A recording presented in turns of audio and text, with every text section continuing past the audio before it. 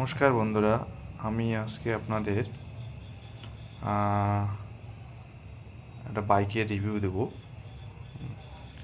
তো আমি বেসিক্যালি এই রাইডারটা কিনেছিলাম গত বছর, মানে 24 অক্টোবরে।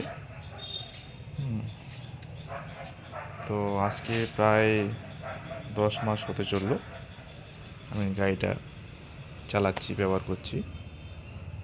তো এটা হচ্ছে রাইডারের টপ মডেল, হ্যাঁ, যেটা আমি 1,25,000-এ কিনেছিলাম। তো আজকে আমি এর কিছু গাড়িটার সুবিধা অসুবিধাগুলো আমি বলবো। তো তার আগে আমি একটু আপনাদের আমার ডিজিটাল মিটারটা দেখিয়ে দিই।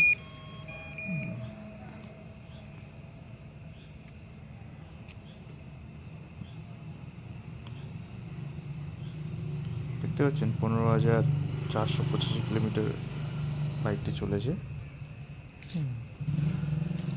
তাই ভিডিওটা বেশি বড় করবো না, তাড়াতাড়ি বলার চেষ্টা করব। তো গাড়িটার সুবিধাগুলো আমি প্রথমে বলি।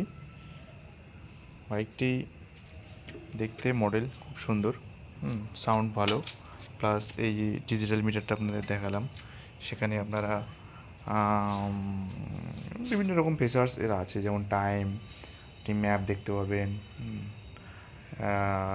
তেলের মিটার থেকে শুরু করে বাকি যেমন আপনাদের বাইকে থাকে। সাউন্ড খুব সুন্দর, দেখতেও সুন্দর। আর এর রাইডার 125 সিসির যে অসুবিধাগুলো হলো সেগুলো হচ্ছে গাড়িটা একটু ডাউন,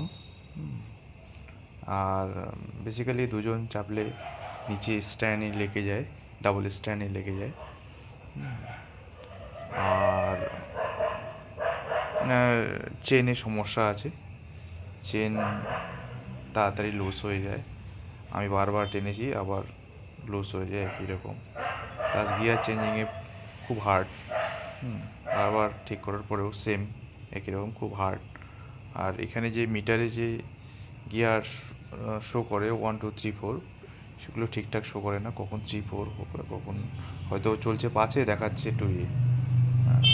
এই হচ্ছে এর অসুবিধা। আরেকটা সুবিধা যেটা, এটা হচ্ছে মাইলেজ ভালো, আপনার 50 অ্যাবাভ মাইলেজ আসে।